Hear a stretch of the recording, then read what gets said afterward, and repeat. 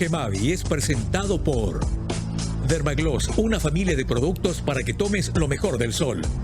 Aseguradora Yacyretá, te acompañamos siempre. Germán Martínez y Asociados, consultores en comunicación. Se han cumplido 3 años de gobierno, 3 años del gobierno del presidente Santiago Peña, ya mucho transcurrido. Convengamos que hay muchas democracias en América Latina y en el mundo que los periodos de gobierno son nada más que 4 años. Bueno, este gobierno, el presidente Peña, ya pasó 3 años, pero le sobra 2 más. O sea, está en el 60% exactamente de su mandato, le falta otro 40%. En 2 años hay muchísimo que se puede hacer. ¿Por qué? Porque un presidente de la República toma entre 50 y 70 decisiones por día. Y hoy en día, el paso del tiempo, con todos los medios de comunicación que hoy tenemos, hace de que sea un año equivalente a 5 o a 8 años de 40 años atrás. Entonces, 2 años de gobierno es realmente mucho lo que un presidente puede hacer, bien o mal, o puede hacer o dejar de hacer. Así que agradecemos mucho que el presidente nos esté recibiendo en Murucharoga con motivo del 3er aniversario de su mandato. Presidente, buenos días, ¿cómo estás? Muy buenos días, Germán. Realmente pero muy contento de estar contigo. Un saludo grande a toda esa gran audiencia y muy contento de poder recibirte para hacer este encuentro, para encontrar ese equilibrio entre lo hecho y lo que todavía falta. Yo, lejos de sentirme satisfecho, y lo repito constantemente, al terminar los 3 años, tengo un entusiasmo tremendo, unas ganas de seguir trabajando en lo que quedan de estos 2 años. El ejercicio del poder claramente desgasta, el paso del tiempo desgasta, por supuesto. El pelo blanco no puede esconder eso, pero te puedo decir que tengo un tremendo optimismo y un entusiasmo en el Paraguay, en los paraguayos, en lo que somos capaces de hacer, así que realmente muy contento de compartir este encuentro contigo y con toda tu gran audiencia. Bueno, presidente, vamos a empezar de política, que es lo más lindo siempre, ¿verdad? Política, lo que mueve al mundo, la política. Sí. ¿Apoyar la candidatura a senador de Horacio Cartes? Horacio es un actor político central, gravitante, no hay absolutamente ninguna duda. Apoyé en su momento, él fue candidato al Senado en el año 2017 cuando yo fui candidato y no hay ninguna duda de que su candidatura generaba un arrastre tremendo. Fue el senador más votado en las elecciones en el 2018. Lastimosamente, una componente o un acuerdo político le impidió, cuando todas las instituciones encargadas de juzgar si realmente su candidatura y su elección fue legal dijeron que sí. Los votos en el Senado dijeron que no y no le permitieron jurar como senador. Así que no hay ninguna duda que él hoy, como presidente del partido, en el momento que estamos viviendo, en la situación que está él, es una figura demasiado importante. Y en el sistema electoral no podemos negar que si él es candidato va a generar una contribución enorme en la lista del Senado del Movimiento primero y después del Partido Colorado. Así que de más está decir, creo que sería una contribución enorme, pero una decisión que él tiene que tomar en función a qué es lo que él quiere y el rol que él quiere cumplir. Ahora, presidente, convengamos que si él se candidata y puede jurar, va a sentar jurisprudencia con respecto de acá al futuro. Porque antes, como vos decís, la justicia electoral dijo que sí, la Corte dijo que sí, pero la mayoría de ese momento, comandada por Lugo, no le convocó, entonces por un juego administrativo no le dejaron jurar. En este caso, va a sentar un precedente. ¿Vos pensás utilizar algún día ese precedente? Y no te voy a decir que descarto el día de mañana poder utilizar una vía legal para poder también ejercer no solamente la voz, sino también, no solamente el voto, perdón, la voz, sino también el voto en el Parlamento. Hoy estoy enfocado en terminar mi rol como presidente de la República, asumir como senador vitalicio, pero entiendo perfectamente por toda la jurisprudencia legal que existen realmente todos los elementos para que un expresidente decida dejar la senaduría vitalicia para ejercer la senaduría activa. O sea que no te puedo decir que descarto completamente eso. No será para este periodo, pero no descarto que en el día de mañana también eso pueda ser. Claro, porque va a terminar el mandato con 49 años. 49 años, Germán. Hoy la vida útil es 75, 80 de base. De base, imagínate, el presidente de la democracia más grande del mundo, Estados Unidos, tiene 80 años, ¿verdad? Así que No hay No, y ninguna está buscando duda. algún resquicio de la Constitución para buscar la reelección. Alguna ventanita, pero yo creo que los avances médicos y tecnológicos que se van a dar en los próximos 5 años superan ampliamente todo lo que hemos visto en los últimos 50 años. Así que la expectativa de vida va a crecer y yo particularmente tomé una opción ya de servir al país desde la acción política, ¿verdad? Por mucho tiempo, casi 2 décadas, serví al país desde la administración pública, tanto en el Banco Central, en el Ministerio de Hacienda, y bueno, en el 2017 tomé la opción por la política partidaria y vine con un ticket de ida, ya sin retorno, y esto es lo que voy a continuar haciendo el resto de mi vida. Te escuché decir en los últimos días, presidente, que vos, después de entregar la presidencia de la República, vas a ir al Partido Colorado. ¿Cómo qué pensás ir? Mira, la idea, y apoyo firmemente la candidatura de Horacio para la presidencia del partido. Creo que Horacio está haciendo un gran trabajo. Creo que la experiencia que él ha acumulado a lo largo de ya casi 15, 20 años, desde que tomó la decisión de unirse al Partido Colorado, de disputar la presidencia de la República en el 2013, ha sido una gran contribución y la estabilidad política que estamos viviendo, él es el gran protagonista de esa estabilidad política. Y creo que eso va a ser fundamental para un próximo periodo, para Pedro Aliana, tener a Horacio en el partido como presidente va a ser fundamental. Así que apoyo la presidencia nuevamente de Horacio. Y a mí me gustaría volver a ser, porque fui ya miembro de la Junta de Gobierno, fui el más votado en la elección pasada, y me gustaría volver a ser miembro de la Junta de Gobierno. ¿El año que viene en diciembre? El año que viene en diciembre y asumir ese lugar el 15 o el 16 de agosto del 2028. O sea, ser electo pero no asumir. No asumir, esperar terminar la presidencia de la República y ahí poder asumir e ir a trabajar con Horacio desde el partido para seguir llevando adelante realmente políticas públicas que le lleven a los paraguayos al lugar que realmente nosotros queremos. Presidente, sabemos que Aliana ya dijo que él va a elegir su vice. Sabemos que el elegido de Horacio Cartes es Baruja, claramente. Sabemos de que Aliana por algo ya no dijo sí Baruja, que hay una resistencia, no sé hasta qué punto, no sé hasta qué nivel, pero hay una resistencia por él a definir eso y que dijo que lo va a hacer después de las municipales. En este caso, ¿qué opinión tenés? ¿Tiene realmente la libertad Pedro Aliana de elegir su vice o va a terminar haciendo caso al deseo de Horacio Cartes? Creo que ambas cosas confluyen en la misma dirección. Primero, no hay ninguna resistencia contra el compañero Juan Carlos Baruja, está haciendo un trabajo maravilloso. Creo que nadie puede negar que la dinámica que él le ha dado al Ministerio de Urbanismo, Vivienda y Hábitat ha sido realmente transformacional. El programa Yeroa Porá es probablemente uno de los mayores legados que nosotros vamos a dejar junto con el programa Hambre Cero en las escuelas.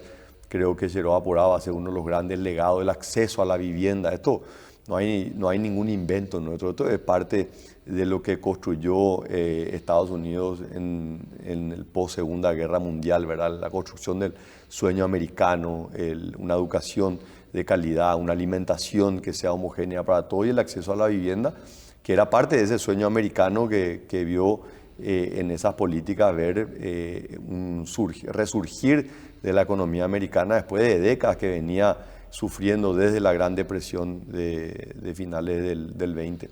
Así que creo que esto va a tener un legado enorme y el gran protagonista es Juan Carlos, que es un político que tiene todas las condiciones. Así que, y yo veo claramente una preferencia, el presidente del partido lo ha dicho en múltiples oportunidades, y el mismo Pedro Aliana ha dicho que a él le encanta esa idea, que simplemente... Pero sin embargo le dijo al Leite. Claro, porque claramente no es una decisión de Gustavo Leite, ¿verdad? Esta creo que es una decisión del candidato a presidente y donde, por supuesto, la preferencia de Horacio es fundamental, ¿verdad? Y no hay ninguna duda. Así que, pero yo creo que más que nada esto parte de poner el foco hoy en lo que son las elecciones municipales, ¿verdad? Imagínate que nosotros hoy, dentro del Partido Colorado, Pedro no sabe contra quién va a competir. Fuera del Partido Colorado no sabemos quiénes son los candidatos, así que, pero también entendemos la responsabilidad que tiene el partido, porque es quien concentra la mayor atención. Toda la dinámica política del Paraguay pasa dentro del Partido Colorado y pasa mayoritariamente dentro del movimiento Honor Colorado. Ahora, presidente, hay también una realidad que maneja mucha gente, muchas encuestas. Yo he visto de los últimos 1 año y medio un tracking, un seguimiento de las encuestas en la interna del Partido Colorado para presidente del 28. Y Pedro Aliana está en una meseta, presidente.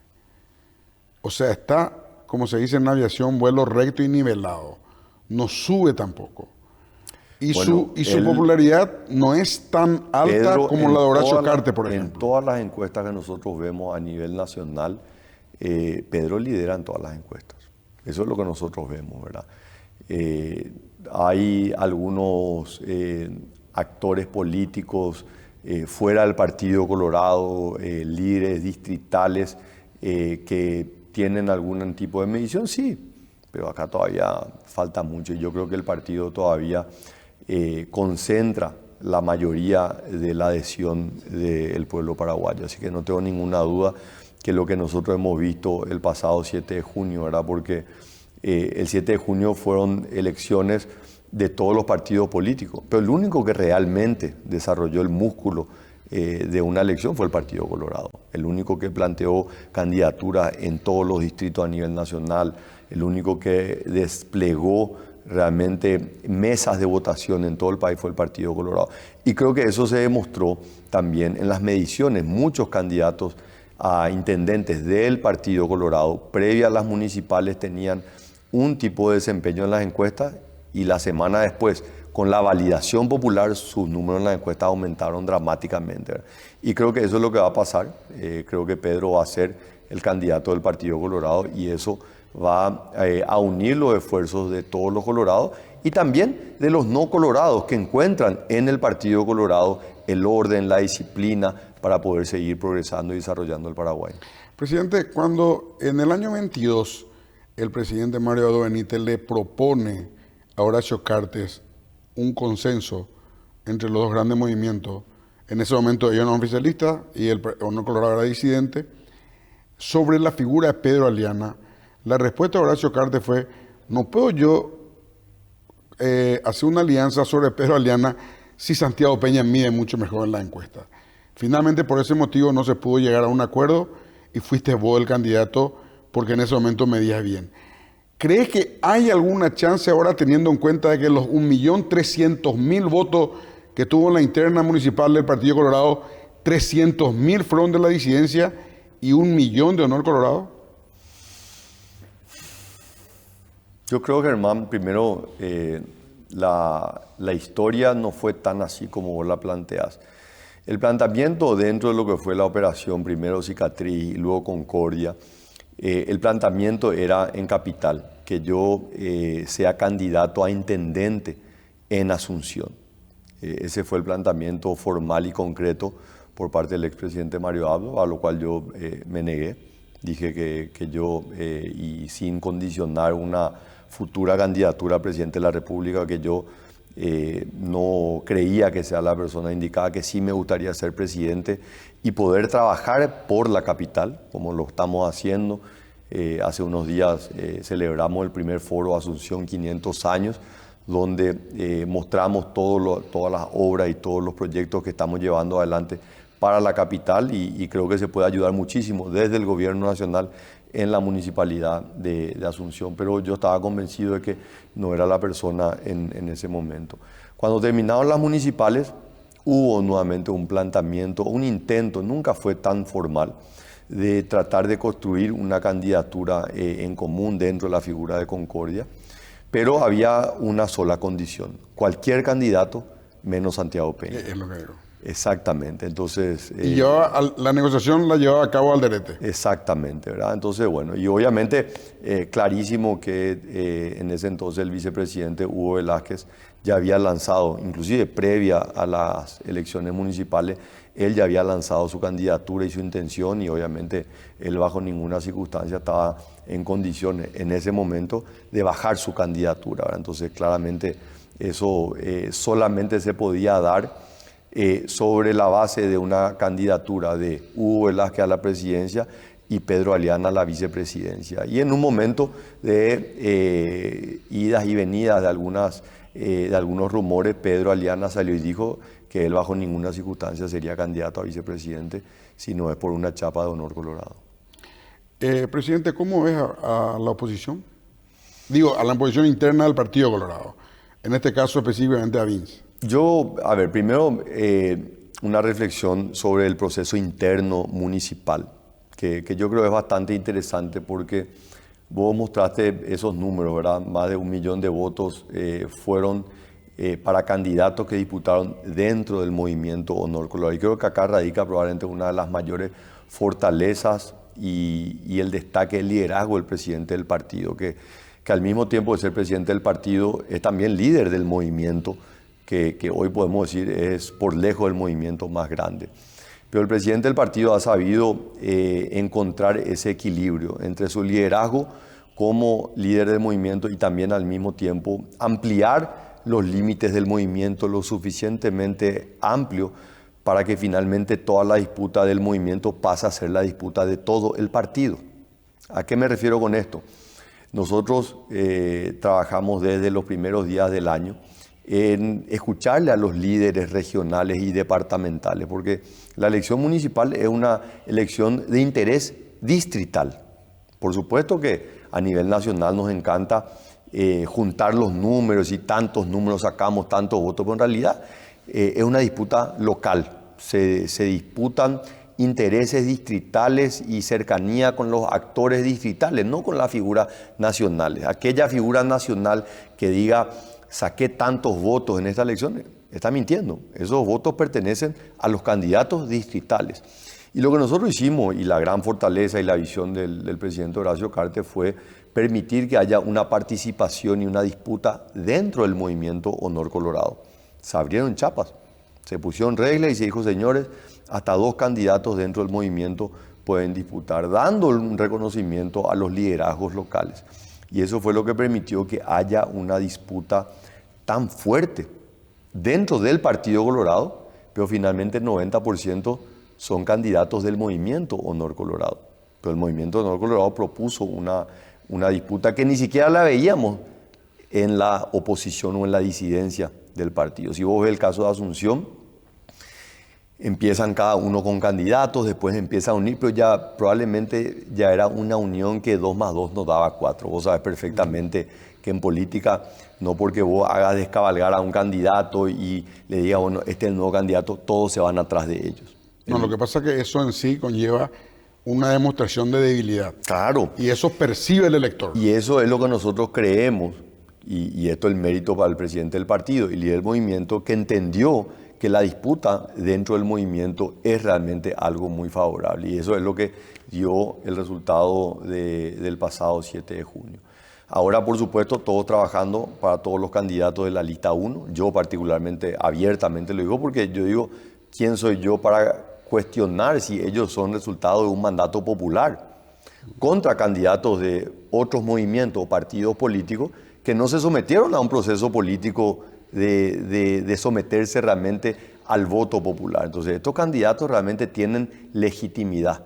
No son el candidato de un líder, no son el candidato de un movimiento, son los candidatos del partido que mayoritariamente, 1.400.000 votos, fueron a elegir.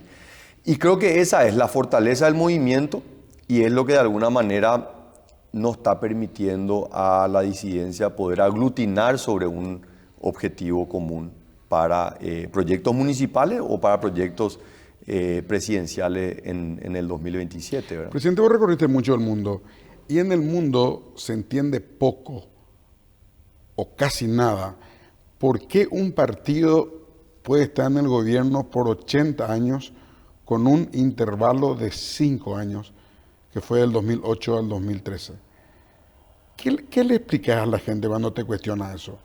Máxime si, imagínate, llegamos a ganar de vuelta en el 28, lo que va a llegar a ser, sí. Digo, para el mundo no entiende cómo un partido puede estar tanto tiempo. El PRI en México tuvo 70 años. No entiende en la coyuntura latinoamericana, pero en la coyuntura mundial no es tan difícil de entender porque el caso de Paraguay se asemeja mucho a Japón y a Singapur. Muy parecido.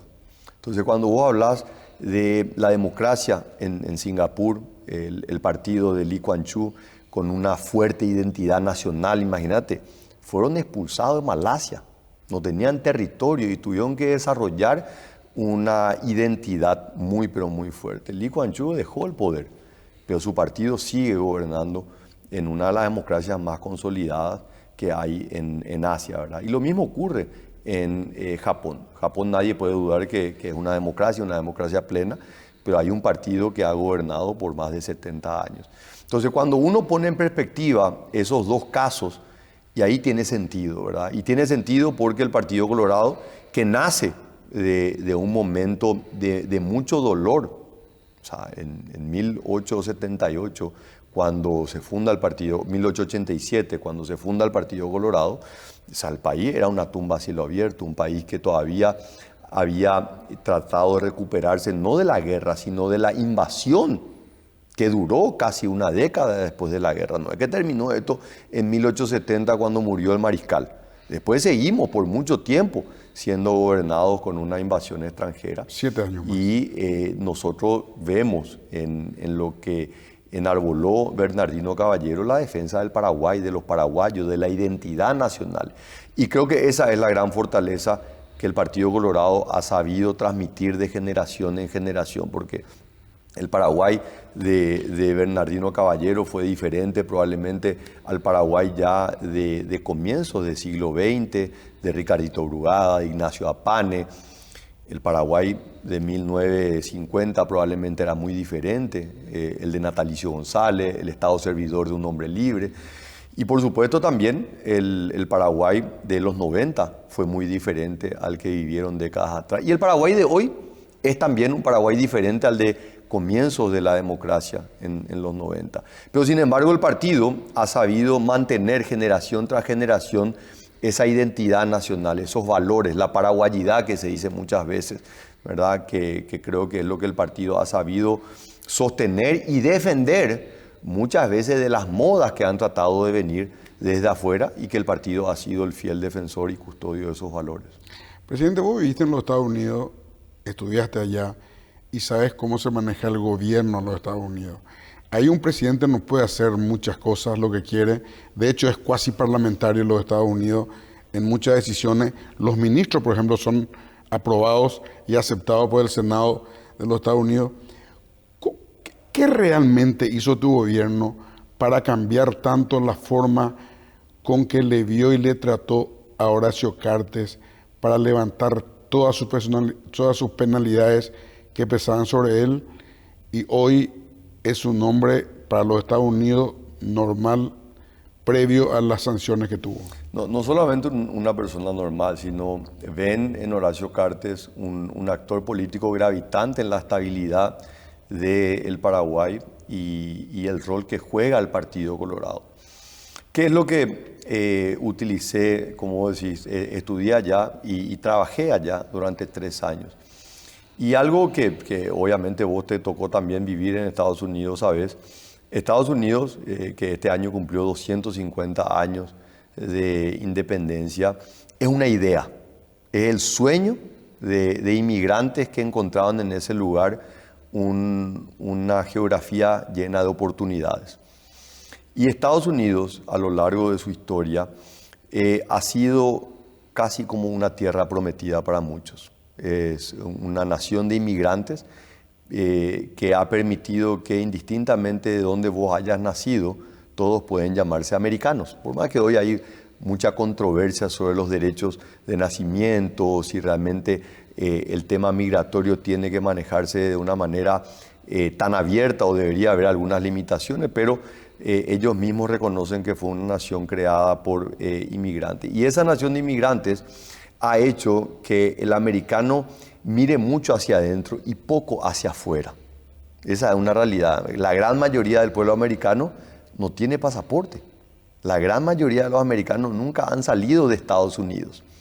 Y por más que la doctrina Monroe, que fue acuñada por el presidente Monroe hace 200 años, ¿verdad?, ellos entienden que el hemisferio occidental, del cual nosotros también participamos, somos parte, es estratégicamente importante para Estados Unidos, como un mecanismo de defensa geográfico.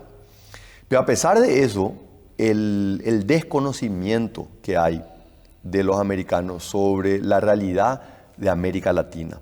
Ellos creen en gran medida que el vínculo más importante está solamente con México, con quienes comparten una frontera muy, pero muy amplia.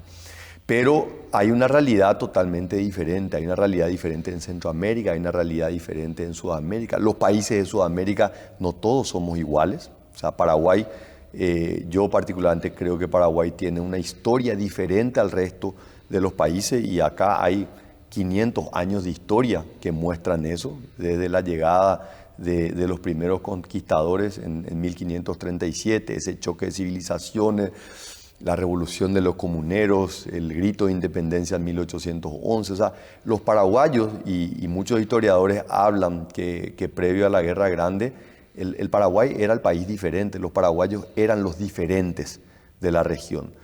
Entonces, nosotros tuvimos que ir a explicarle esto a los americanos, que claro, sí, saben Paraguay, conocen dónde está geográficamente, pero en realidad conocen muy poco de nuestra historia y de nuestra verdadera esencia.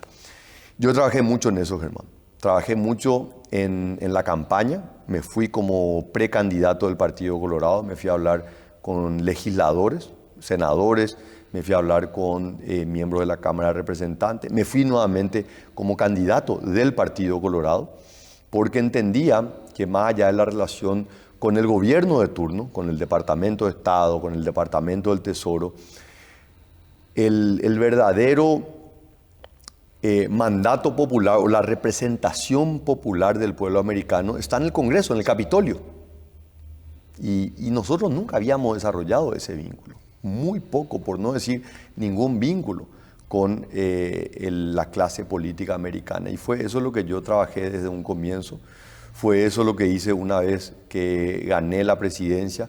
Le invité al senador Marco Rubio y en mayo del 2024 se convirtió en el primer senador en casi 40 años de visitar al Paraguay. Tuvimos un encuentro muy, pero muy enriquecedor. Nuestra relación de gobierno a gobierno no pasaba por el mejor momento, pero el día de la inauguración del presidente Trump, en donde yo había sido invitado por el senador Rick Scott, junto con, por supuesto, iba a ser, como se hace cada 4 años, un evento en el mall donde participan cerca de 10.000 personas.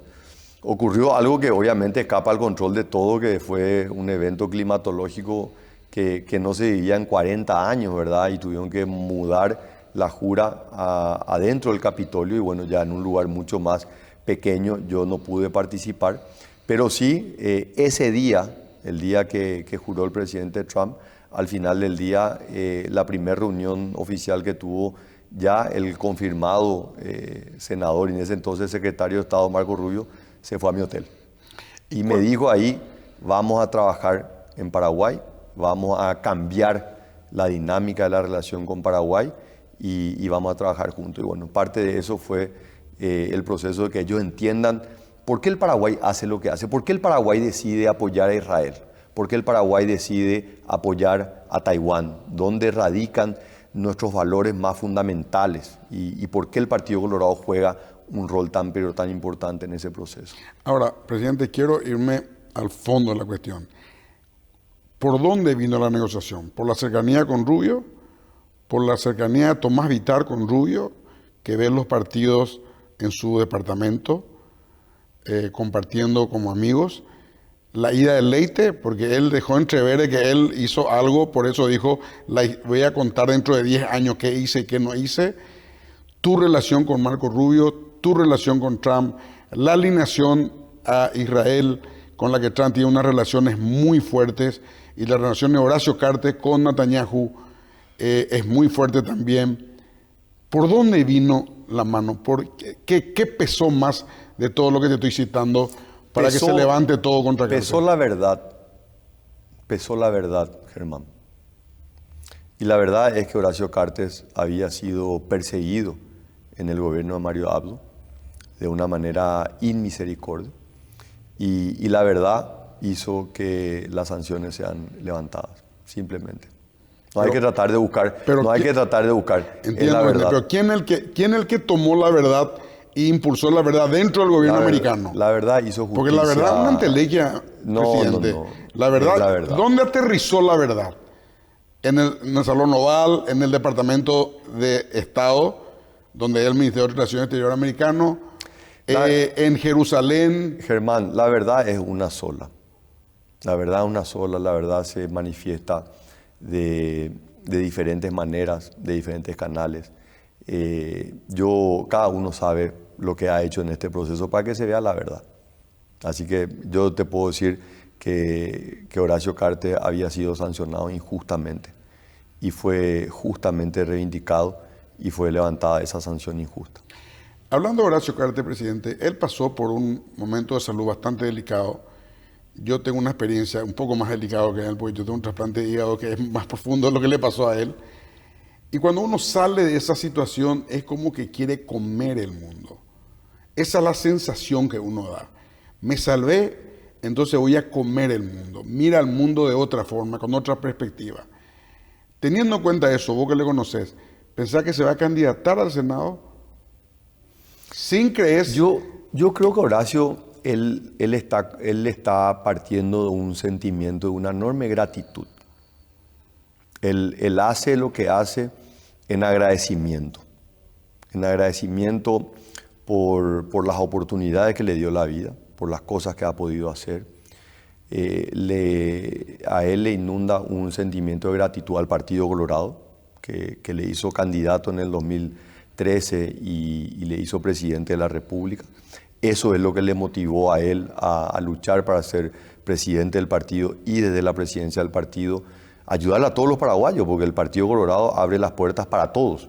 Ahí se hacen atenciones médicas, oftalmológicas, sin preguntar, se hacen capacitaciones sin preguntar si está afiliado. Así que yo creo que la decisión que él va a tomar va a ser una posición también desde la gratitud, donde él puede ser útil. Si el partido necesita que él sea candidato al Senado, él va a ser candidato al Senado, ¿no? Lo dijo él.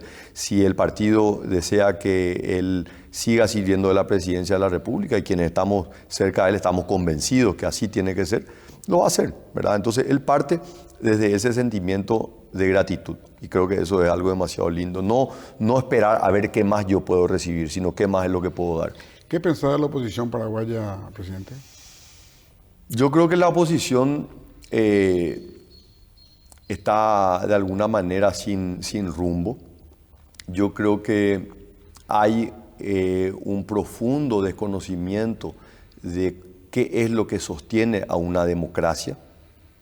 Creo que el Partido Colorado, a pesar de que fue el partido que sostuvo a Stroessner, fue el partido que trajo la democracia al Paraguay y es hoy el mayor custodio que tiene la democracia. Yo me pongo a pensar qué sería del Paraguay si el Partido Colorado fuese proscripto. Y realmente sería una tragedia para la democracia, porque no existe una cultura democrática, por más de que la oposición entienda que la democracia pasa por criticar, cuestionar, oponerse, pero sin embargo no hacen absolutamente nada de lo que realmente se basa la democracia, que es la elección, es competir, es encontrar dentro de quien verdaderamente tiene el poder, que es el pueblo, que el pueblo elija.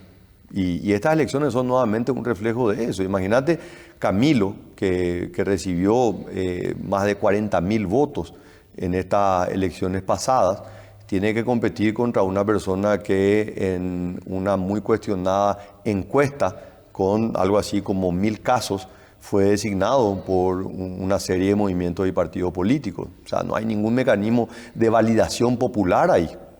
Entonces creo que eso es tremendamente injusto. En otros países, en otras democracias, si vos no celebraste una interna donde participó un mínimo del electorado nacional, vos simplemente no podés participar en una elección general. En la Argentina. En la Argentina, por ejemplo. Tenés que tener 1.5% de los votos para poder participar en elecciones presidenciales. Entonces, eso creo que es un músculo muy importante del Partido Colorado. Creo que es una garantía y una seguridad entre los más de 1.800 candidatos a concejales municipales en los 263 distritos del país.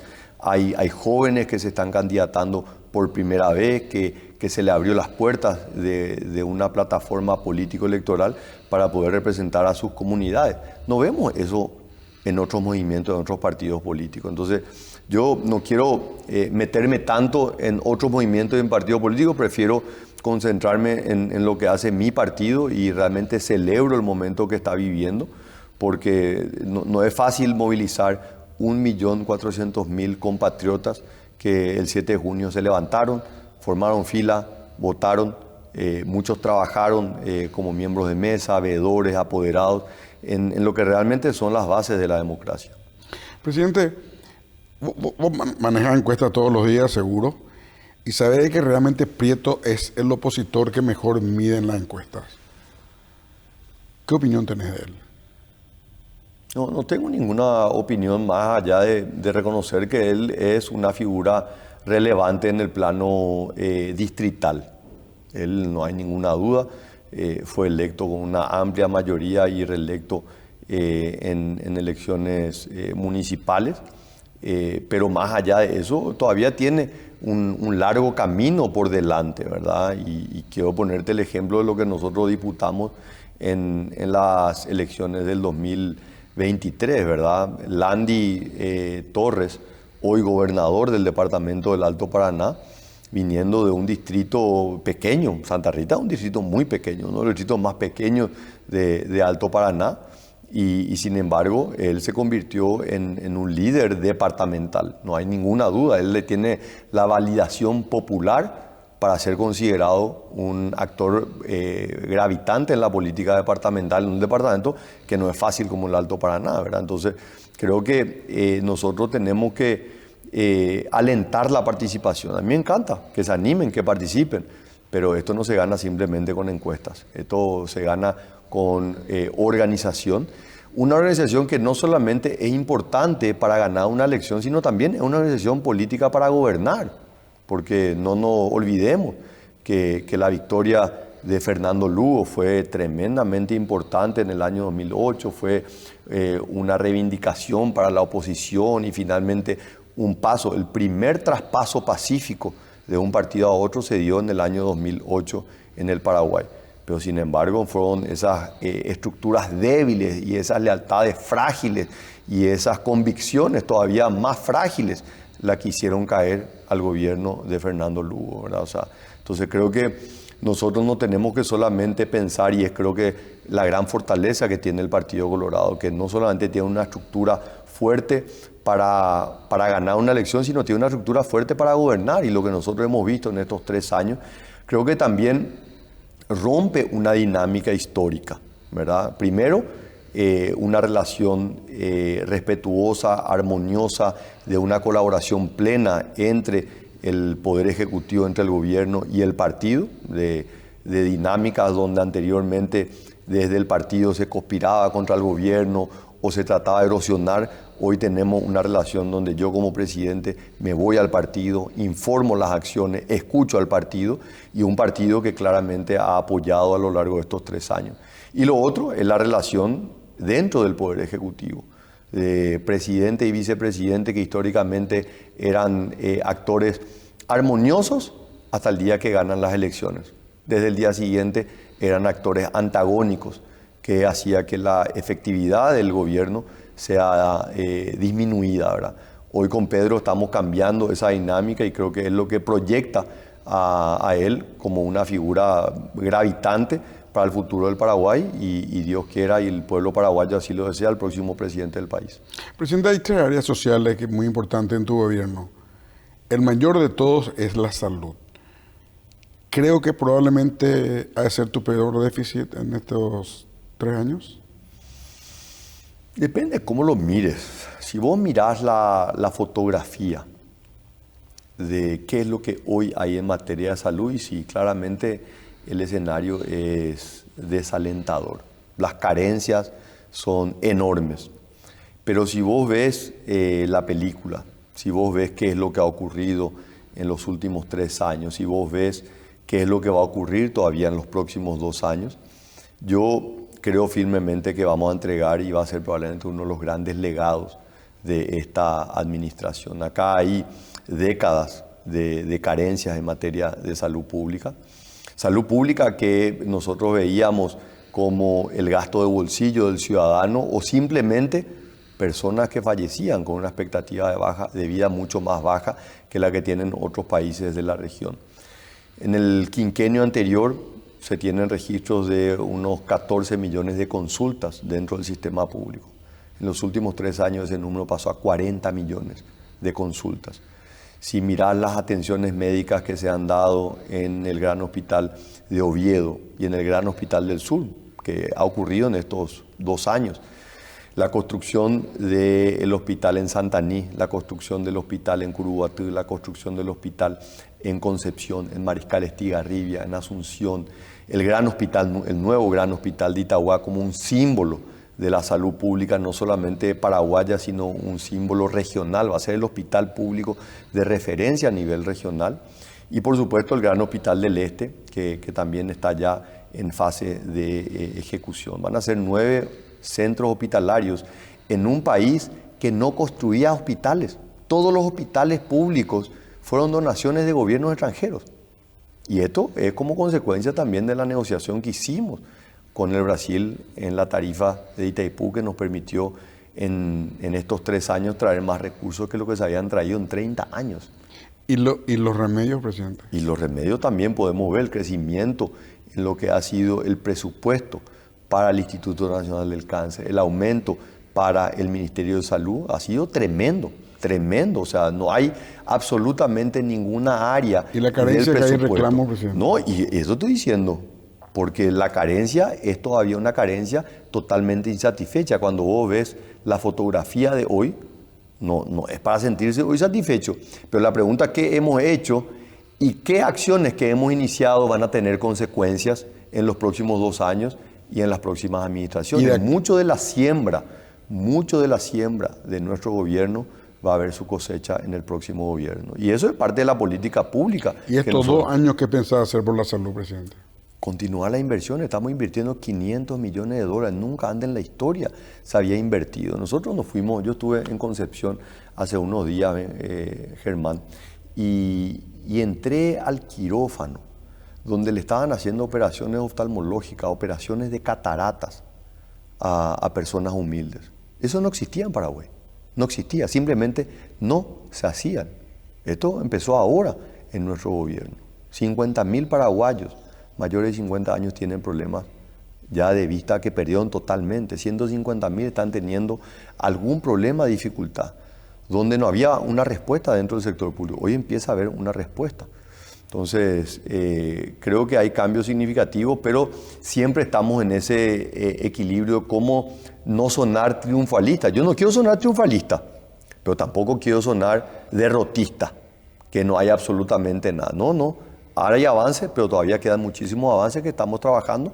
Y en estos 2 años vamos a inaugurar el año que viene el hospital en Concepción, el hospital de Curuguatú, el hospital de Mariscal Estigarribia. 3 hospitales el próximo año, el 27. En el 28 vamos a terminar el de Santaní, en San Pedro, el de Asunción y el Gran Hospital de Asunción. Y probablemente ya para la próxima administración va a quedar la inauguración del Gran Hospital del Este. Yendo a la educación, presidente, yo por lo menos no veo algo en la educación que podamos decir, esto cambió la educación o podría cambiar en 5 años, presidente. Mire que un rector de la Universidad de Harvard dijo, si probemos que la educación es cara, probemos con la ignorancia. ¿Qué se hizo en estos 3 años y qué pensaba hacer en los próximos 2 años por la educación de nuestro país? Yo creo, Germán, que, y me sorprende que no veas la importancia, pero el programa de alimentación escolar. Perdón. Las escuelas. Quitando eso, presidente, perdón, eso te iba a tocar después. Quitando esa parte. Este es un programa que llevó adelante Estados Unidos después de la Segunda Guerra Mundial. Y todos los estudios indican que esa acción fue una de las medidas más trascendentales que permitió a la siguiente generación, conocida como los baby boomers, ser una de las generaciones de mayor éxito en la humanidad. No es en la humanidad.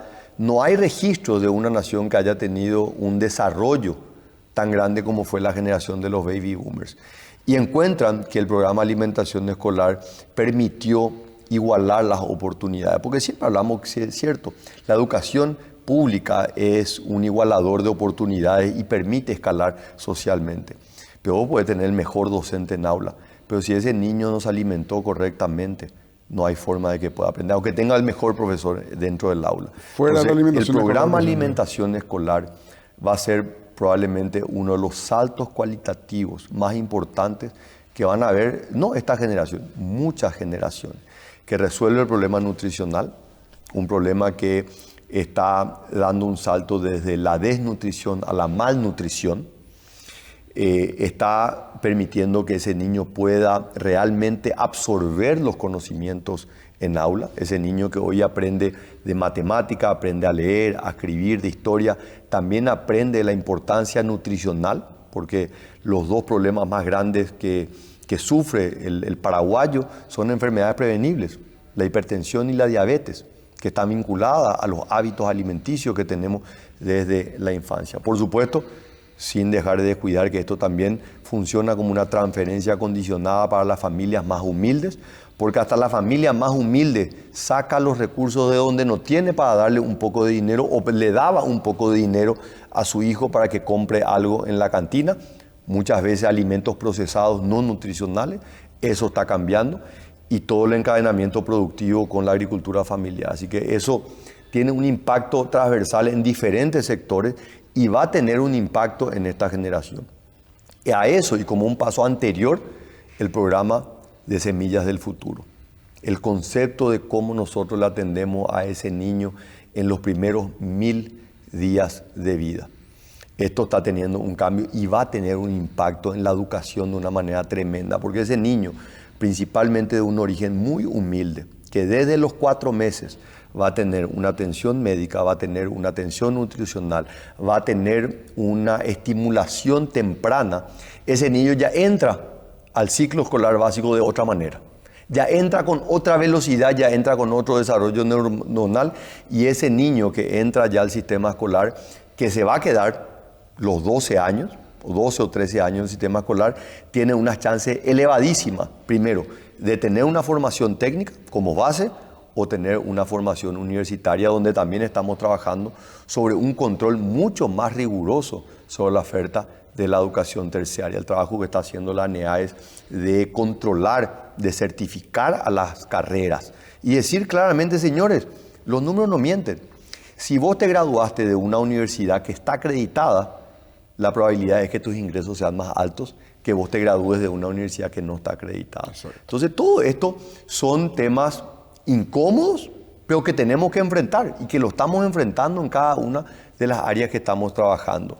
En materia de educación, la infraestructura juega un rol fundamental. Estamos construyendo 17 centros educativos de referencia en cada uno de los departamentos. Reconstruimos prácticamente 2 instituciones emblemáticas de la capital, el Colegio Nacional de la Capital y el Colegio Técnico Nacional, donde hicimos una inversión sin precedentes. Nunca antes había hecho una inversión desde la creación de estas 2 instituciones. Y, por supuesto, también el apoyo en todas las otras instituciones, con la colaboración, por supuesto, de gobernaciones y municipios, donde nosotros hemos aprobado por primera vez el manual de intervención, porque anteriormente cada uno hacía lo que era a su mejor entender, agregar un aula, un baño. Nosotros hemos estandarizado y dado a cada una de las autoridades, señores, ustedes quieren invertir en educación, acá está el manual, esto es lo que ustedes tienen que hacer. Presidente, hablando de economía ahora, Paraguay tiene un problema, o tu gobierno tiene un problema de caja entre 1.500 y 2.000 millones de dólares por año. Teóricamente, el ministro de Economía dijo que en 2 años va a llevar a 1,5 de déficit otra vez. Y el 31 de diciembre, presidente, termina lo de Itaipú, que son 600 millones de dólares. Te reí porque sabes que ese es mi tema, presidente. Pero un tema recurrente, ya te respondí, vamos a responder. La audiencia se renueva. Tengo algo nuevo. En ese sentido tengo algo nuevo. Pero primero te pregunto del déficit de caja. ¿De dónde va a salir esa plata si no vas a subir los impuestos, porque eso es lo que prometiste, y el dólar sigue bajando, con lo cual la aduana recauda cada vez menos? ¿Cuál es tu respuesta, presidente? La administración pública, la administración financiera, uno tiene que mirarla desde dos puntos de vista. El flujo, que es ingresos de gastos, ingresos y gastos, y eso te da el déficit fiscal, y el stock de deuda, el stock de atraso. Cuando nosotros llegamos, y esto todos los gobiernos lo han recibido, todos los gobiernos llegan y reciben la administración con atraso. Todos los países. O sea, no quiero mencionar algunos, pero hubo algunas transiciones. Salvo los países árabes y por ahí. Todos, te puedo asegurar, tienen de alguna manera alguna suerte de atraso. Entonces, no es algo nuevo. Nosotros cuando llegamos encontramos, una primera revisión, encontramos atraso por cerca de $600 millones. Con el correr de los meses nos dimos cuenta que el número era muchísimo mayor. Muchísimo mayor. En el 2024, comienzo del 2025, nos dimos cuenta que el nivel de atrasos y la generación de esos atrasos estaba totalmente descontrolada. Entonces, ¿qué es lo que empezamos a hacer? Empezamos a controlar, empezamos a cerrar los grifos, empezamos a instalar que lo que está aprobado en el presupuesto no es suficiente. También hay que tener una certificación al momento de recibir el producto, particularmente cuando hay contratos plurianuales. Hay que creamos la figura del certificado de disponibilidad presupuestaria, ¿verdad? Y esto obviamente el mayor comprador de contratos plurianuales es Salud Pública. Entonces nosotros hoy estamos en una situación donde hemos controlado el flujo. Ahora, lo que nosotros ahora estamos haciendo es cómo vamos a pagar el stock de deuda que se acumuló de décadas, de varios gobiernos. Y ese es el plan que nosotros hemos planteado. Ese es el plan que nos permite hoy decir en el 2028 nosotros vamos a entregar con un déficit del 1,5%. Lo podríamos hacer antes, si nosotros simplemente asumimos que estas deudas y estos atrasos lo vamos a dejar como lo hicieron todas las otras administraciones. Pero tomamos la decisión de resolverlo. ¿De dónde va a salir esa diferencia entre el déficit del 1,5% que nosotros podemos cumplir este año, pero el déficit este año va a estar por encima del 3%, porque vamos a pagar una parte importante de esas deudas acumuladas y el próximo año vamos a cancelar todas esas deudas? Y eso nos va a llevar que el presupuesto del 2028, sin tener que hacer ningún tipo de ajuste, sin tener que aumentar impuestos, podamos converger a un 1,5% que todavía es cuestionable. Yo cuestiono. Ya lo cuestionaba hace más de una década cuando era ministro de Hacienda, y yo decía que para el Paraguay, capaz que en el 2013 fue una buena medida iniciar con un límite del déficit fiscal del 1,5%. Pero ningún país tiene un déficit del 1,5%, ninguno. A no ser que sea petrolero. A no ser que sea un país petrolero, hasta los países petroleros tienen déficit. Entonces, ahí es donde nosotros tenemos que tener esta discusión y estamos trabajando en eso. Hay un proyecto ya que busca modificar o actualizar la ley de responsabilidad fiscal y tener un déficit que permita que realmente el Paraguay pueda seguir desarrollándose. Yo te diría, mientras el Paraguay pueda crecer al 4, 4,5%, que es la tasa promedio más o menos que está creciendo, en realidad está creciendo en nuestro gobierno más que eso. Pero hagamos de cuenta que el PIB potencial, el crecimiento de la economía potencial sin sobrecalentarse está entre 4 y 5%. Perfectamente podemos tener un déficit del 2, 2,5%. Qué lindo sobre el pero la pregunta es, ¿en qué vamos a gastar ese déficit? Y ahí es donde tenemos que focalizar: salud, educación y seguridad, y por supuesto infraestructura. Presidente, ¿es cierto que ayer vas a firmar la cesión de deuda justamente de las deudas de las vialeras, de las farmacéuticas y demás? Son temas diferentes con abordajes y soluciones diferentes, ¿verdad? En el caso de las vialeras había una discusión sobre los atrasos que ellos habían recibido del gobierno anterior. Obras que se habían licitado sin financiamiento y deudas que se acumularon durante ese periodo. Y ellos venían reclamando los intereses que se generaron. Y nosotros les decíamos que encontrábamos dificultades legales para poder honrar esos intereses. Y finalmente se planteó un proyecto de ley, se consensuó un proyecto de ley para poder saldar esos intereses de las obras viales que ya promulgué esa ley. Entonces, en el caso de la industria farmacéutica, ahí se buscó otra figura, que es la figura de la cesión de deuda. De decir, señores, nosotros reconocemos esta deuda, nosotros le damos un estatus a esa deuda. Es como que vos le des la factura y digo, anda a negociar con los bancos. Anda a los bancos y los bancos van a tener un riesgo del Estado.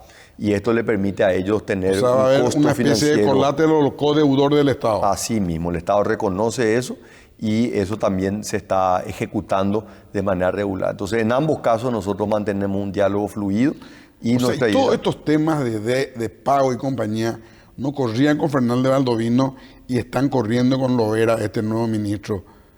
¿Por qué eso, ministro? ¿Por qué Fernández Valdovino estaba tan en contra o parecía estar en contra? No. Y con la llegada de este nuevo ministro esto fluyó A ver, más. el cargo de ministro de Economía, anteriormente ministro de Hacienda, es un cargo de un tremendo desgaste, probablemente el de mayor desgaste que tiene un ministro del Poder Ejecutivo, ¿verdad? Y te lo digo con conocimiento de causa, ¿verdad?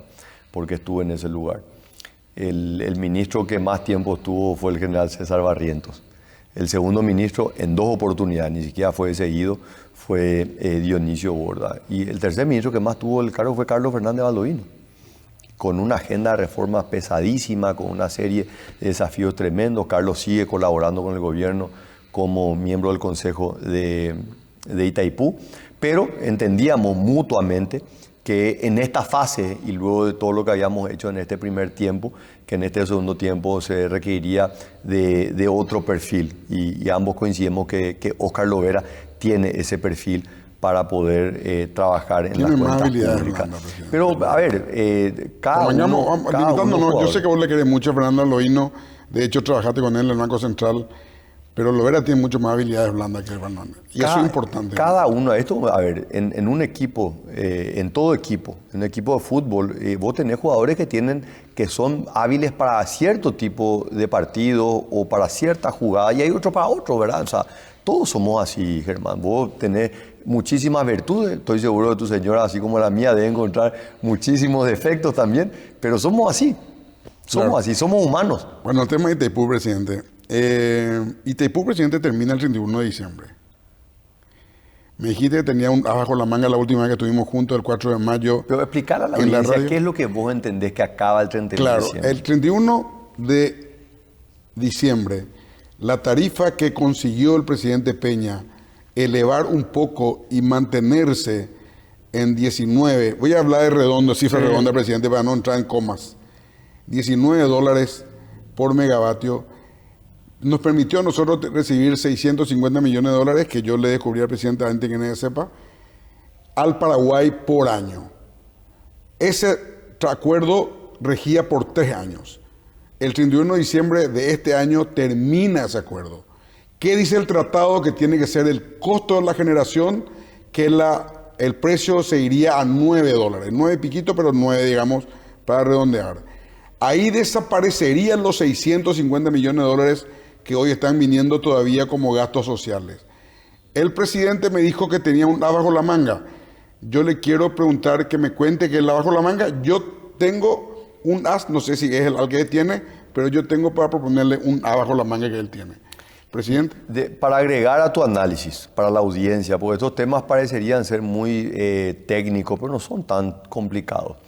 Desde la negociación que hizo el gobierno de Juan Carlos Guasmosi, que eliminó todos los factores de indexación, que fue muy criticado y muy cuestionado, y yo realmente, y hace unos días tuve el privilegio de homenajear al presidente Juan Carlos Guasmosi. Creo que nos hemos hecho los paraguayos el reconocimiento a quien fue el primer presidente electo democráticamente. Fue el primer presidente civil después de décadas de una política que fue prácticamente gobernada por los militares, ¿verdad? Y creo que le tocó, además de implementar una nueva constitución, llevar adelante una serie de cambios muy dolorosos para el país. Uno de ellos fue negociar con el Brasil la eliminación de los factores de ajuste, que jamás se hubiese podido pagar la deuda. La deuda probablemente hubiese sido mucho más grande de lo que finalmente fue. Gracias a ese acuerdo, creo que fue en el 95, si mal no recuerdo, se pudo conseguir eso. Y con eso se llevó la deuda a cancelarse en el 2023, cuando se cumplió 50 años de la firma del tratado.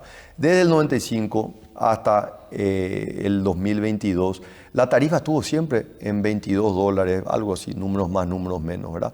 Se mantuvo estable. Y La idea que tenía el Brasil es que una vez que se pague la deuda, la tarifa baje al costo de la generación de energía, ¿verdad? Bueno, el tratado habla de muchas cosas y muchas cosas que no se cumplieron. El tratado hablaba del anexo A de la construcción de las esclusas de navegación sobre el río Paraná, nunca se construyó. O sea, hay una cantidad de cosas. Dos turbinas más también. Dos turbinas más, o sea, o sea, si tratamos de ceñirnos a la letra del tratado, hay muchas cosas que no se cumplieron con el Paraguay. Pero bueno, dejemos esa discusión para otro momento. Pero en el 2022, Brasil, cuando la amortización ya disminuyó, porque la negociación de la tarifa era año a año, todos los años se acordaba la tarifa. En el 2021, para el 2022, se acordó que la tarifa ya baje, creo que a $19, y luego para el 2023 se llevó la tarifa transitoria, porque nunca se llegó a un acuerdo ahí, para llevarla a un nivel inferior, a 16, creo que era inclusive, 16. Y nosotros cuando asumimos el 15 de agosto, nosotros dijimos a Brasil que nosotros no estábamos de acuerdo con esa política, que no estábamos de acuerdo. Y nos pusimos firmes y nos fuimos, yo me fui en enero del 2024. En el Palacio Planalto, Lula hizo un toba pucú en tu contra, presidente, contra eso. Fue una reunión de 4 horas. Fue una reunión, y yo tengo que reconocer, porque el presidente Lula ha sido una persona generosa conmigo en trato, en las deferencias que ha tenido conmigo. Y en enero del 2024 nos fuimos con un grupo de ministros, él nos recibió en Planalto, donde tuvimos una reunión que fue una reunión muy dura, muy difícil, donde Brasil se puso firme en su posición y nosotros nos pusimos firmes en nuestra posición, con argumentos, con historia, con elementos técnicos. Una presentación, con detalles, con un nivel de detalle que realmente la reunión no terminó bien. Y salimos de esa reunión realmente con un toapucú y con caras largas y con teléfonos que nos sonaron por muchas semanas, pero que finalmente en el mes de abril llegamos a un acuerdo. Un acuerdo donde todos, obviamente el mejor acuerdo es donde ambas partes no están de acuerdo en todo, o si no sería solamente en beneficio de una parte. O si no sería una imposición. O si no sería una imposición. Yo quería más todavía. Pero conseguimos algo histórico que anunciamos nosotros en mayo. Entonces, pero lo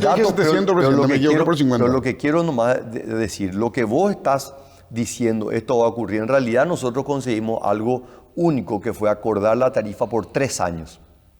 2024, 2025, pero ahí 2026, Lula, nunca antes. Pero ahí Lula, presidente, te dijo, última vez. Espera, no es la última, la única vez que se hizo en la historia. Nunca antes. Claro, Paraguay pero te dijo, dentro de 3 años ya no discutimos, te dijo. No, tenemos como diciendo que baje, tenemos que como acordar, dice el tratado. Tenemos que acordar. Y nuevamente, el acordar no es una imposición. Pero dice el tratado. Y estamos, claro, y el tratado dice muchas cosas. Pero sobre ese punto dice que tiene que dejar 9. No. ¿Tiene que ser el costo de operación? Pero ¿cuál es el costo de operación? ¿Cuál es el costo? ¿Cuál es el costo de mantener la reserva? Porque te recuerdo, Germán, el territorio inundado fue el territorio paraguayo. Y eso está para la reserva. Y eso es parte del costo. No es solamente el hacer girar las turbinas. Y bueno, y es el gasto socioambiental que tenemos que discutir. Y queremos tener una mirada mezquina. ¿Vos pensás mantener la tarifa 19, presidente? ¿Cree que se puede? Yo creo que Itaipú no puede ser un centro de costos. Itaipú tiene que ser una fuente de generación, porque si no vamos a ser pobres en nuestra mirada. Yo celebro quienes negociaron el tratado hace más de 50 años. Admiro. Resolvieron un problema diplomático, resolvieron un problema de desarrollo, de límites, resolvieron un problema que era uno de los principales cuellos de botella para el desarrollo del Brasil en ese momento, y hoy lo ubica a Paraguay en una situación de privilegio en lo que es la cuarta revolución industrial, te pregunto una vez más, en presidente. ser una potencia. Entonces, ¿qué es lo que yo estoy planteando? Discutamos cuál es el objetivo de Itaipú. Tenemos que pensar en seguir generando energía, más energía. El embalse tiene la capacidad hoy de producir tanta energía como producen las turbinas a través de paneles solares. Podemos instalar más salas de máquinas. Tenemos que actualizar las turbinas. Eso requiere inversión. Y si nosotros bajamos la tarifa al costo mínimo... Eso no va a venir a Paraguay, presidente. No. Eso se va a invertir allá adentro. Claro, por supuesto. Claro, pero no va a ser gastos sociales, lo que te quiero decir. Pero al final del día la inversión tiene que venir al Paraguay. Viene de una u otra manera. Porque si Paraguay produce más energía en Itaipú, y donde 50% es del Paraguay, vamos a poder traer más empresas al Paraguay que van a generar empleo. Yo no estoy buscando una política rentista.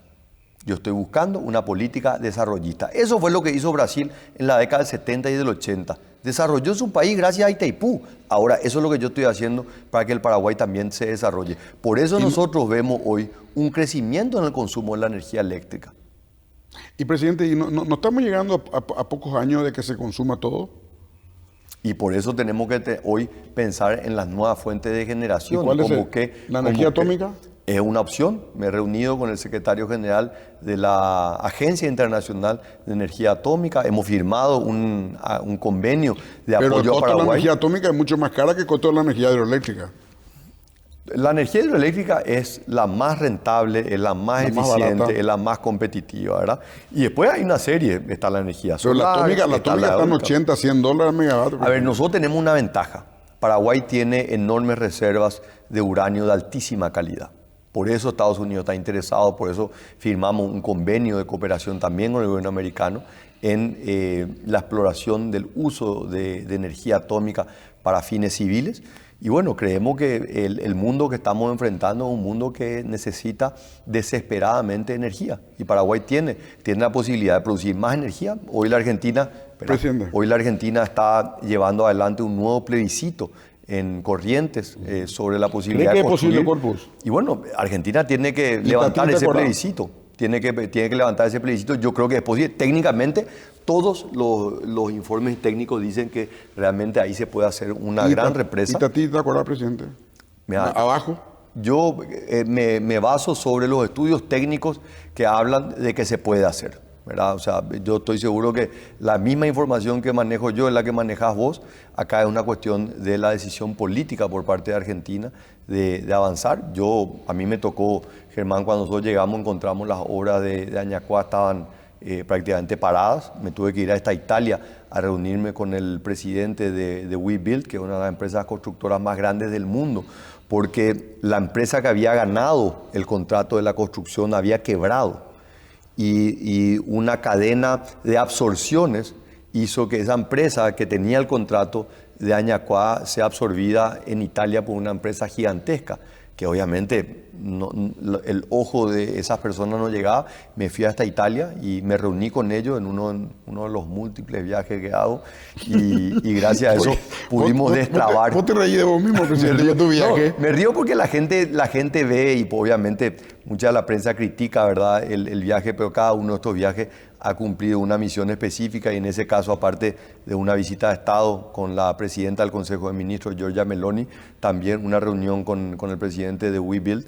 donde pudimos finalmente destrabar y se pudo retomar la construcción de Añacuá, que va a añadir más megavatios para el sistema eléctrico paraguayo. Presidente, tengo muchas cosas más, ya me están apurando por tu hora, pero Prieto me dijo que si él gana la presidencia de la República, su línea política internacional va a ser alinearse con Israel, Washington y Taipei, igualito a vos. ¿Qué le llamaste y le dijiste, esta es la onda, este es el camino, o es pura coincidencia? No, nunca hablé con él. No tengo la menor idea de dónde saca él sus conclusiones. Yo sí tengo claro de dónde nacen las mías, mis convicciones políticas y por qué yo defiendo esa relación con Israel, con Estados Unidos y con Taiwán. Presidente, de todo lo que ya acumulaste estos 3 años, ¿en qué le vas a dar énfasis en estos 2 años? En la parte social. Yo quiero saber los énfasis. En la parte social. Mira, yo construí 3 anillos operativos desde el inicio, que de alguna manera existían, pero los fortalecí. El concepto de la defensa y la seguridad, a través del Consejo de Defensa Nacional, el CODENA, se ha reunido en estos 3 años más que probablemente en toda la historia democrática del Paraguay. Sí. Ahí confluyen todas las instituciones encargadas de la seguridad y la defensa interna, la inversión que estamos haciendo en la Policía Nacional, en las fuerzas militares, en la Fuerza Aérea, la compra de radares, la compra de los aviones supertucanos, para mí es un eje central también de la importancia de la geopolítica de Paraguay en el Cono Sur. El segundo anillo es el anillo del equipo económico nacional. donde participo activamente, me reúno con los ministros del equipo económico nacional. Y el tercero, y ahí sí respondiendo a tu pregunta, porque es donde más énfasis le di y le voy a dar en estos 3 años, es en el gabinete social. Un gabinete social donde confluyen todas las instituciones del Estado que tienen que ayudar a ese paraguayo más necesitado. Todos los paraguayos quieren que le vaya mejor, todos, desde el empresario más próspero hasta la pyme quieren mejorar. La pyme que quiere formalizarse y quiere crecer, que ya está caminando, pero quiere empezar a correr, quiere hacer su negocio que crezca, que el Estado le ayude. Está el empresario que ya está corriendo, que hoy se está aventurando a ser no solamente un líder local, sino también líderes regionales. Eso es bueno, que empresarios paraguayos estén hoy conquistando mercados internacionales. Es un orgullo para el Paraguay y quiere que el Estado le ayude en ese proceso. Pero yo creo firmemente, y donde quiero concentrarme más, es ayudarle a ese paraguayo que todavía está en el piso, que se levante, que empiece a caminar. Programa Hambre Cero en las escuelas. Estoy feliz, celebré 2 años de que iniciamos el programa. Pero yo no me imagino un Paraguay sin hambre cero. Yo no me imagino un Paraguay sin cero vaporá. Yo no me imagino un Paraguay sin los 9 hospitales que estamos construyendo. Entonces quiero asegurarme que se consolide eso. Y por supuesto quiero asegurarme que eso continúe. Por eso mi acción decidida y de emprender este proyecto que le dé continuidad. Y veo que Pedro no solamente le va a dar continuidad a este proyecto, sino que lo va a mejorar. Yo creo que Pedro Aliana tiene mejores competencias que las que yo tengo para poder llevar adelante. Imagínate, en esto porque lo digo de un profundo convencimiento, creo que Pedro va a ser mejor presidente de lo que yo fui. Presidente, la última pregunta. Cada vez que te levantas, todos los días, ¿qué te preocupa más? ¿En qué le pones más énfasis? ¿Qué decís? Esto tengo que conseguir, esto tengo que conseguir. Como la gota que golpea la piedra y termino perforándole. Defender la democracia, Germán. Defender la democracia. Creo que para mí ese es el mayor valor que estamos haciendo, ¿verdad? Y veo en la región y en el mundo que muchos de los nacionalismos y de los populismos están erosionando las bases de la democracia, Germán. Y a mí me preocupa muchísimo eso. Por eso le encuentro un valor al trabajo que hace el presidente del partido. Creo el valor que está haciendo el Partido Colorado en defender la democracia, en alentar la participación. Imagínate, Germán, yo soy un joven que estuvo 20 años afiliado al Partido Liberal. Y 10 años, en unos días más voy a cumplir 10 años en esa famosa convención que me fui al partido y me afilié al Partido Colorado. Y el Partido Colorado me dio no solamente la oportunidad de ser candidato, sino de trabajar. Yo me senté en la mesa de votación el día de las elecciones de Mario Abdo, cuidando los votos de todos los paraguayos. Recuerdo. Y nuevamente ser candidato en el 2022 en Trinidad. Entonces, para mí, porque una ruta, un edificio, cierto, tienen un valor.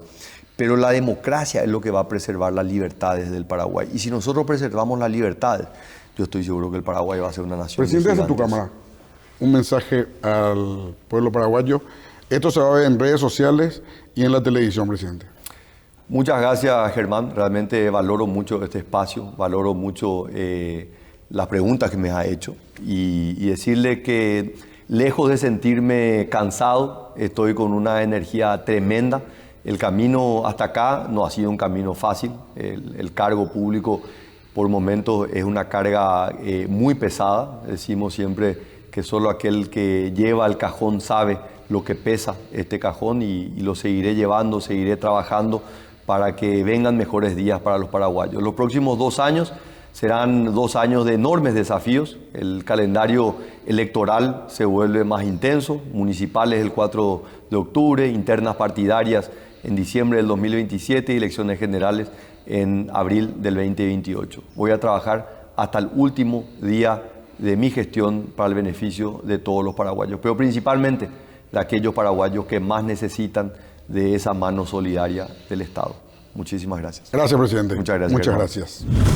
Agradecemos que el presidente nos haya abierto Muro y Charoga para entrevistarlo y conversar un poco con él, llevar su pensamiento, qué piensa él de los 3 años que acaban de pasar y qué espera en los próximos 2 años de gobierno que le resta de su mandato. Así que muchas gracias al presidente y a todo el equipo acá de Muro y Charoga que nos han recibido muy amablemente.